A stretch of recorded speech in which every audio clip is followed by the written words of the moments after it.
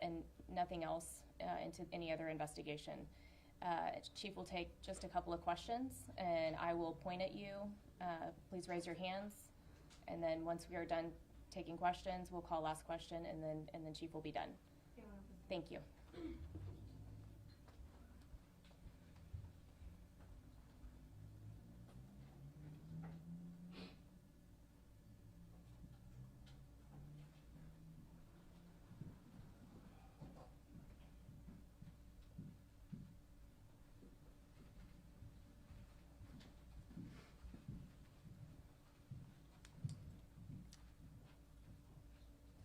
Thank you everyone for being here. On Sunday, APD responded to multiple 911 calls reporting a shooting outside of Buford's at 700 West 6th Street. APD officers, along with the Austin Travis County Emergency Medical Services, arrived on the scene within 57 seconds, located multiple victims who were shot, and immediately began rendering first aid. Putting a map up now of the location. The investigation revealed that a black Cadillac SUV was traveling southbound on Rio Grande Street when it pulled alongside Buford's, and the driver of this vehicle began shooting a semi-automatic handgun into the crowd of people that were standing outside of the bar. Several individuals were struck. The vehicle then continued westbound on West 6th and parked near the intersection of West 6th Street and Wood. The suspect then exited the vehicle armed with an AR-15 rifle.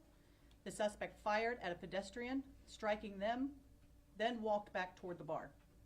As additional officers arrived, they were directed by the suspect's location by brave people that were caught in this nightmare, and they worked to move bystanders to safety and establish a secure perimeter. At 2:03, 3 officers located the suspect near the intersection of West 6th and West Avenue. The suspect discharged his firearm at the direction of the officers. The 3 officers discharged their firearms, striking him multiple times. Officers approached the suspect, took him into custody, requested medical assistance. The suspect was later pronounced deceased at the scene. Our suspect is a 53-year-old male. The Austin Police Department has had no contacts with this suspect. His only interaction with law enforcement was in 2022, and that was a check welfare in an outside agency. This call was referenced his mental health. As this investigation has progressed, APD has learned of additional victims. APD is now aware of a total of 19 people that have been struck by gunfire. 3 people, including the suspect, were pronounced deceased at the scene. The 2 deceased victims on scene were identified as a loving daughter and a friend, Savitha Sean, 21 years of age, and a loving son and friend, Ryder Harrington, 19 years of age. These are 2 people that were dearly loved throughout this community, and that is quite clear. Both young individuals with bright futures ahead of them. On Monday, March 2nd, one of the victims, identified as a loving son and friend, George Pedersen, 30 years of age, was pronounced deceased, and he had just moved to Austin 2 weeks prior. At this time, 2 victims remain at local hospitals, with 1 in critical condition. Before we begin showing the material, I want to acknowledge the complexity and the gravity of this scene. This viewing material that you're about to see is difficult to hear, it's difficult to see. We didn't do this for the shock value. This is about being as transparent as we can, and believe me, we had to look through video that was appropriate to release to all of you. But it was important, again, to understand the events that led up to this officer-involved shooting. Any video showing the suspect firing his pistol into the crowd is too graphic to show, and we will not share that publicly. We will begin by listening to 2 911 calls, and as you can imagine, we received numerous calls, 911 calls, which were hard to listen to. And these are the 2 that we're going to be sharing today.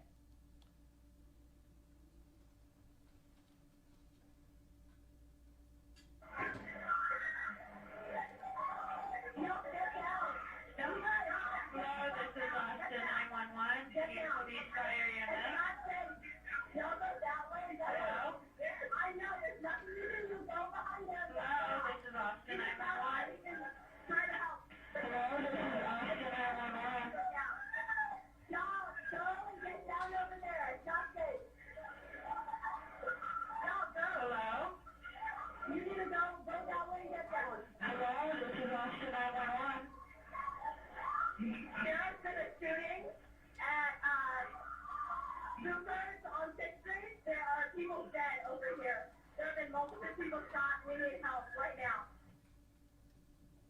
This is our second call.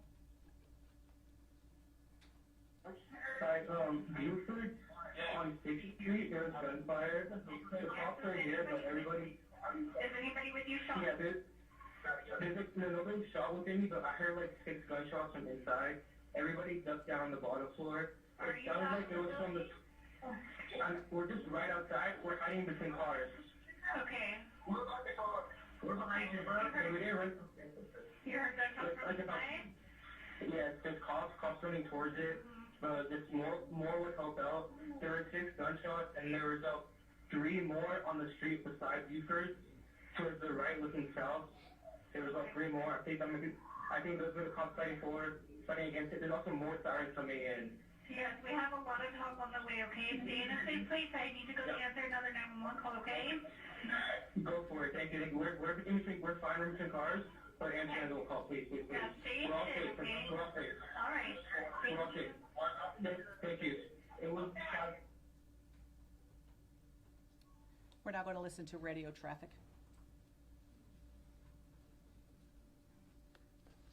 They're advising that the shooter vehicle is going to be a Chevy Tahoe. They are saying somebody was shot. George 301 going 23. Units will be there. They heard 6 or 7 gunshots. We have the direction of travel. That's right. Checking. First thing I want to see a black Chevy Tahoe. DL43. I do have one victim. Looks like she possibly shot it. We're right here on the side street. It's going to be a male. Clear, one shot. We got 4-3. Also be advised, we probably have about 6 or 8 people that are actively been shot. We're going 23 with the medics at the clear. Bring them in. George 301 is trying to be a CYOA. That's an officer And needs we're assistance. trying to get officers we can get. We have a lot of people running out. We need to make this a crime scene as soon as we can. Clear. Citywide O&A has been started. And unknown on where the suspect went, all we have is a white SUV. 505, I'll be in command. RTS 1 is 23. George 79, I'm in command. RTS 2, I have command. We're inside Buford. We have at least 1 victim in continued contact. Responding units, we need you guys to clear 6th Street. We need EMS to have a route of ingress. George 505, AXP is going to be 6 in Rio, 6 in Rio. Rank 302 to responding units, I cannot stress this enough. You guys need to keep 6th Street clear. Shut it down if you have to. On George, just let y'all know you pretty much got the city coming to you. Do you want to stage at the main and dispatch from there? What do you guys need? 79, there are additional shots being fired. Clear, additional shots being fired. 302, that was to the west. That was to the west. Those shots were on the on West Avenue. 302, the thing is at 8 off 15. 8 off 15 to the west. 6th Street. On 6th Street.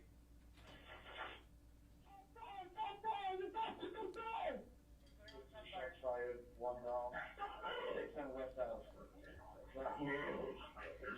Lights was up. Lights on over. I'm on the topic. Move to now. Over the street. And left.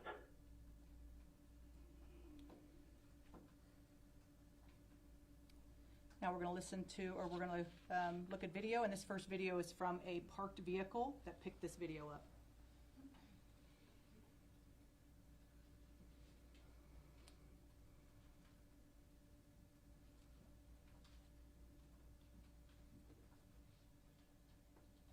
You can see our suspect come into frame. He has the AR in his hand.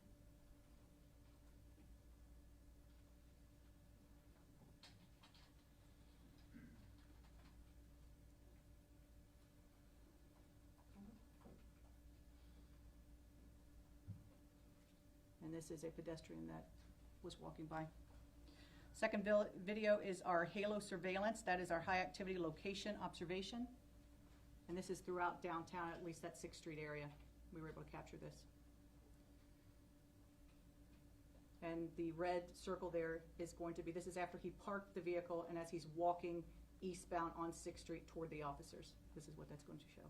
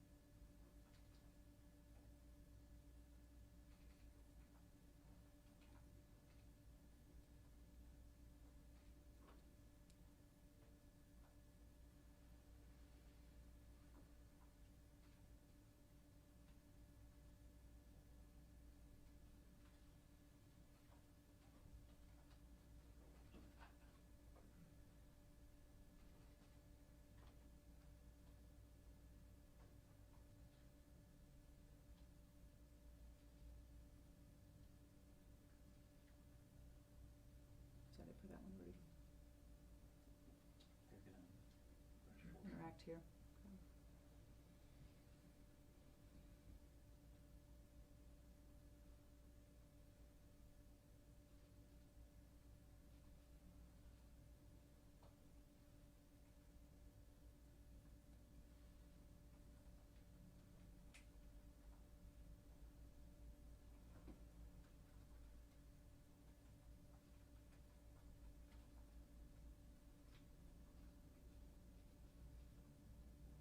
The next video will be body-worn camera from Officer 1.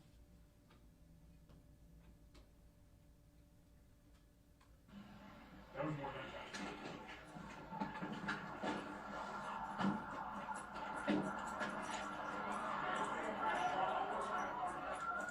Hey, I'm with you.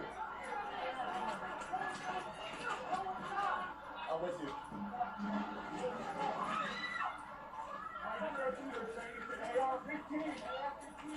Down! Everybody down! Down! Down!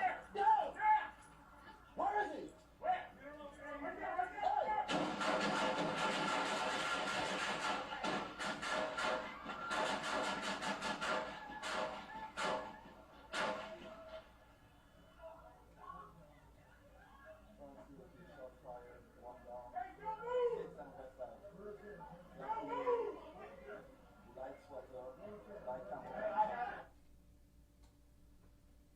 Next video is from Officer 2's body-worn camera. This was an officer that was on West Street. Where is it? Where is it? Over there, over there, over there, over there, over there. He's on 6th Street. Where is it? Where is it? Push up!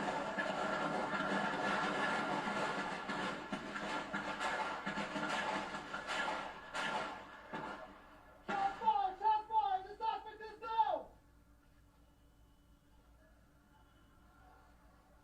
Stop moving! Stop moving!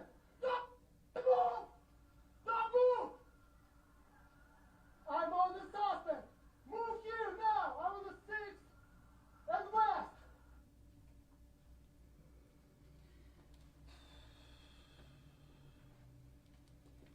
This concludes the materials that we're going to be showing you today. I want to again recognize the bravery of our officers. You saw that firsthand as they ran into danger to stop this. It is quite clear that they saved multiple lives. And also to the people, the brave people that were around, giving direction on where this guy was. It was everybody was looking to identify him and to stop this threat. So I want to thank, again, the officers that engaged him, the officers that responded, that started putting tourniquets and rendering first aid immediately to victims. As you can see, this was a chaotic scene that was overwhelming for many, and it's overwhelming to watch it. I walk into our PIO office and people are in tears and they're listening to these things, and it is hard and it's challenging. This devastation just doesn't affect the community, and my goodness, I don't think any of us can imagine what these families are going through right now, the suffering that they are dealing with, but our hearts are with them. I want to thank the mayor. Thank you for your leadership and city management team, just fantastic, giving us all the resources that we need. Again, this is an investigation that is continuing, still working with our FBI partners. I also want to thank DA Garza for publicly exonerating and publicly acknowledging the heroism of our officers. I want to thank him. And then I want to also make sure that our community is aware of our victim services. We have a fantastic victim service here in APD. We have 52 counselors. We're very fortunate here, but anyone who is having any trauma or any issues or questions about this can call them at 512-974-5037. Also, if anyone has evidence that they would like to send, I know a lot of people captured video and audio. This QR code, if they want to hit that, they can send and upload that information, and that will go to a detective. And again, if you see, the amazing thing is when we look at all of these 911 calls, it's about calling as soon as possible. Anyone who sees something, hears something, please call 911 immediately. Thank you all for coming. Okay, we'll take 3 questions. I have a question right here. So I have heard that one of the victims was outside of Buford's waiting for an Uber. That's right. Can you tell us generally, without compromising the investigation, where the victims were? Yeah, I think it is important. These were not all people that were inside the bar. This is, 6th Street is a What's great about 6th Street is you have the entertainment areas, and I'm talking from east to west, you have the entertainment, but people come to walk along 6th Street, that's it, and there's restaurants, all of those things. A lot of the people were struck outside of the bar. And one thing about Buford's, which is something that we all appreciate, is a nice patio, and so that's what they have on the side there. And so these were some people that were outside, that were in that back patio, but the majority of the people that were shot were outside that bar. Can you say more about the welfare check? Did law enforcement consider taking away his firearms after that 2022? I believe this in 2022, it may have been out of New York that check welfare was there. I think, I don't know that they had enough to do a commitment for him. I think what I'm hearing is they gave him resources to call, that type of thing. So I don't think the check welfare led to any commitment from there. Do you know anything about his mental state? I do not. Chief, can you probably give us an update on anything investigators have found about a potential link to terrorism as a motive here? I think, again, this investigation is, we're working in tandem with our FBI partners, and certainly as we look at different indicators, we conducted 2 search warrants, and all of those are being, gone through, and you talk about the digital evidence and all the things that we have to do. We are not ready to talk about exactly what that nexus is, but again, from that early on, the scene, calling in the FBI was the right thing to do, and you talk about a scene of that gravity and then the potential for terrorism, that had to be investigated, and it is. We'll take one more question. You talked about how the way you staffed the 6th Street area led to you guys being able to react quickly. Now that you've seen this success in a horrific situation that had, are you thinking about staffing any other areas of the city differently to make sure that you're able to have a similar response? Or are you already doing that? Yeah, I think when we look at, and again, Halo being that area where there's so much concentration, and as Austinites, that 6th Street area is that entertainment area, and we get thousands of visitors there on the weekend. And so, believe me, as new chief, when I came here, I thought, my gosh, look at the amount of overtime and the resources that we spend on 6th Street. But this is why. I mean, we have to be prepared, and anytime that you're having a very dense crowd and people are out, we need to be prepared to go, and not just for police, but for medical purposes, all of those. And so this is just, again, to look at the cast, the strike team that we have in conjunction with fire and EMS. That's what responded to these scenes as well, is being able to get there quickly to address these situations. So they will remain, and as we move forward, any crowds that we have, we are a department, again, that practices best practices throughout the country, and people look to us to what we do. Having that group every Friday, Saturday, Sunday, they're in this room. They have these cameras up on 6th Street. All of this, they're being looked at. So it is something that we do for very large events, so we're ready and we're prepared to go. Thank you. All right, thank you. Thanks, everybody.